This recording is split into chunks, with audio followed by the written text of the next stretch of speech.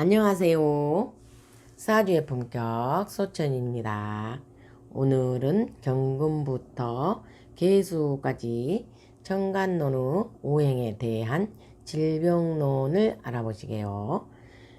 경금은 양금으로서 사람에게는 폐와 배 쪽이 되며 대장 쪽에도 속하는데요. 내 사주 팔자 중에서 경금이 닫히게 되면은 대장 쪽에 이상이 오게 되면은 복통이 자주 오면서 이쪽을 많이 신경 쓰고 조심해야 하는 것이고요. 첫 번째로 8글자 중에서 경금이 식상이었을 때 나의 일주는 토에 속하는데요. 토생금해서 식상이 되겠죠. 식상인 경금이 손상이 되었다면 장차 폐 쪽이나 소장을 신경 써야 되는 것이고요. 두 번째로 경금이 비겁일 때 비겁, 경금이 손상이 되었다면 폐 쪽과 손이나 발에 또는 허리 쪽에 지장이 오게 되는 것이고요.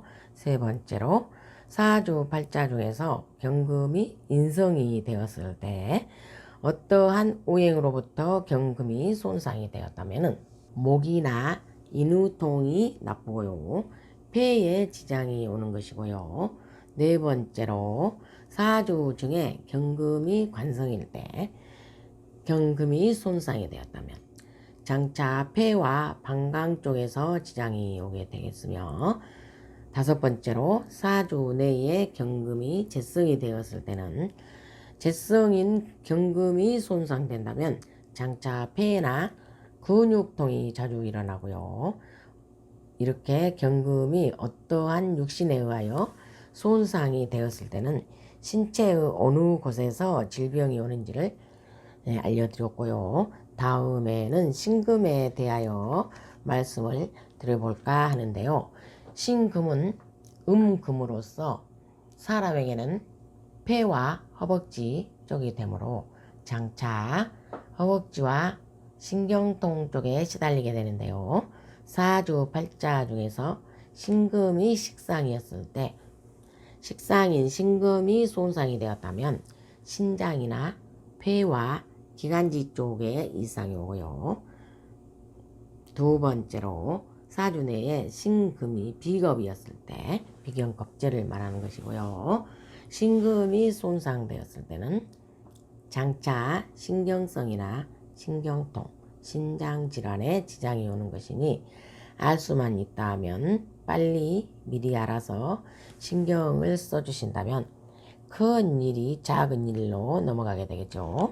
3번 사주 내에 신금이 인성이었을 때 인성이 손상이 되었을 때는 장차 인후통이나 기관지 폐 쪽에 이상이 오는 것이고요. 네 번째로 신금이 관성이었을 때 이 관성의 신금이 닫혀 있다면 기관지가 나쁘고 항상 잠이 오는 사람처럼 사지가 나른하고 무력해지는 것이며요. 남이 보기에 살고 싶지 않은 사람처럼 기운이 항상 없게 되고요. 5번 신금이 재성일 때 재성인 신금이 닫혀 있다면 가슴이 자꾸 뛰면서 조급증이 잦고요. 폐나 어깨 쪽에 질환이 오고요. 네 번째로 다음은 임수에 대한 질병론을 알아보시게요. 임수는 양의 수로서 맑고 청정하고 성격도 급하고 고고하나 임수가 다른 오행에 한하여 피해를 입으면 방광과 전립선, 요도염 이쪽에 질환이 오고요. 손과 발 쪽도 지장이 오겠는데요. 일단은 피순환이 잘 안 된다는 소리가 되겠죠. 사주 내에서 임수가 식상이 되었을 때 이때는 금일주가 되겠는데요. 식상인 임수가 손상이 되었다면 요도염, 방광염, 손발이 차갑고 소화가 잘 안되며 설사를 자주 하게 되는 것이고요. 두 번째로 임수가 비겁일 때 비겁인 임수가 손상이 되었다면 장내 신경성에 걸리기가 쉽고요. 신경통에 걸리며 요도염이 자주 걸리게 되니 방광을 신경 써야 되겠고요. 또 사주 팔자 내에서 임수가 인성이었을 때 인성인 임수가 지장을 받았다면 가슴 쪽이나 여기도 방광 쪽이 약하고요.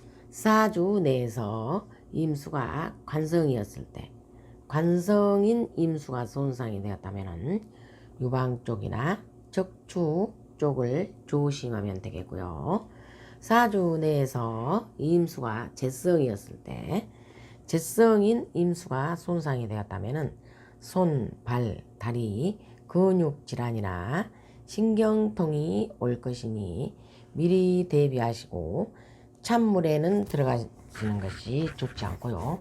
수영이나 냉찜질도 삼가해야 되고요. 찬 것, 더운 것을 조심해야 되겠는데요. 좀 복잡하네요. 다음은 개수의 질병론을 알아보시게요. 개수는 음수로서 이슬이나 가랑비와 같은 물인데 지지에서 무슨 오행을 달고 오느냐에 따라서 큰 비도 되고 안개도 될 수 있고 이슬도 될 수 있으며 폭포수도 될 수 있고요. 여러 가지 형태로 변하게 되는데요. 첫째로 개수가 식상이었을 때 이 수가 닫혀 있게 된다면은 장차 신장이나 어깨 다리에 지장이 오는 것이고요. 두 번째는 사주 중에서 개수가 비견겁제였을 때 개수가 다쳤다면은 상처를 입었다면은 개수가 손상되면 신장 방광에 지장이 오며 형제 우애를 못하고요. 개수가 인성인데 인성인 개수가 손상이 되었다면은 심장 쪽이나 4대 삭신이 지장이 오는데 날마다 삭신이 아파서 골골의 발십 이런 병을 달고 살게 되는 것이고요. 개수가 관성일 때 관성인 개수가 손상이 되었다면 이때는 위쪽이 나쁘고요. 복통을 자주 일으키며 요도염에 지장이 오고요. 거의 다 좀 수쪽은 또 비슷하네요. 복통, 4대 삭신, 방광 쪽 이쪽으로 많이 지장이 오네요. 사주에서 개수가 재성했을 때 또 개수가 손상이 되었다면 소장 쪽이나 방광 쪽에 지장이 오고요. 이리하여 간목부터 개수까지의 질병론을 알아보았는데요. 다시 오행의 지지의 질병에서 어떤 일이 생기는지 한번 보시게요. 1번 정금 때문에 목이 손상되었다면 신경통이나 폐결핵이 걸리게 되고요. 심하면 눈이 흐려지고 피로가 잦으며 안구 질환 쪽에 지장이 오고요. 두 번째로 화가 수에 의하여 손상이 되었을 때 소장이 나쁘고 심장 질환이 오며 성격이 조급하고 부스럼이 생기는데요. 요새는 아토피라고 말씀드릴게요. 눈을 상당히 조심해야 되는 것이고요. 토가 목에 의하여 손상이 되었다면 이장병이 잦고요. 식도염, 설사병, 심장병에 걸리기 쉽고요. 금이 화에 의하여 손상이 되었을 때는 폐 쪽에 지장이 오고요. 중풍에 조심하여야 하며 고혈압, 당뇨병을 신경 써야 되는데요. 또 이때는 신경성으로 소리를 자주 하며 혈류 쪽을 잘 돌봐야 되겠고요. 수가 또 토에 의하여 손상이 되었을 때는 신경통과 이명증, 요통, 하복부에 임질과 냉증이 심하고 자손이 귀하고요. 얼굴색이 검게 되고요. 다음은 지지론을 한번 보시게요. 자수가 손상되면 허리나 아랫배 신경통이 걸리기 쉽고요. 축토가 상하면 위가 나쁘고 복통이 자주 오고요.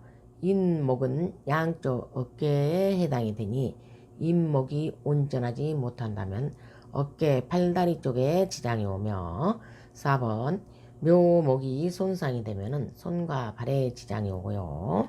5번째로 진토는 등짝과 가슴 쪽이나 진토가 손상이 되면은 등이 저리고 가슴이 자꾸 아프며 상처를 많이 받았다고 보면 되겠고요. 6번 사화는 얼굴에 속하는데 사화가 상처를 입으면 얼굴에 흉터를 갖게 되며 큰 상처가 얼굴에 남게 되고요. 7번 오화는 심장과 복부에 해당이 되는데요. 오화를 충하거나 아파했을 때는 낙태를 자주 하게 되고요. 가슴앓이를 가질 수도 있는데 옛날에는 가슴앓이라고 했지만 지금은 뭐 화병, 뭐 심장 이쪽에 지장이 오게 되는데요. 8번 미토는 비장과 가슴 쪽이 되는데요. 여기에 상처를 입게 되면은 가슴 아픈 사연이 많고요. 간단하게 이렇게 정리해 둘게요. 9번 신금, 지리신금은 기관지가 나쁘고 충파당했을 때 낫지 못할 옛날에 기침이 잦은 사람에게는 해수가 걸리게 된다고 했는데요. 지금은 해수라고까지는 말할 수 없고 기관지 쪽이 상당히 나쁘다. 이렇게 정리할게요. 10번 유금은 간이나 폐가 되니 유금이 손상이 되면은 간과 폐를 다치게 되므로 이쪽을 조심해야 되고요. 11번 술토 쪽은 등짝이나 위나 폐가 다치게 되며 12번 해수는 머리 쪽이니 눈, 폐, 간, 귀 이렇게 다치게 되니 되도록 손상이 되지 않도록 미리미리 알아서 대처해 나가야 되겠죠. 오늘은 여기까지 천간지지론의 질병론을 모두 설명해 드렸는데요. 다음에 만나는 시간까지 구독자 여러분 건강하시고 다시 만날 때까지 안녕히 계세요.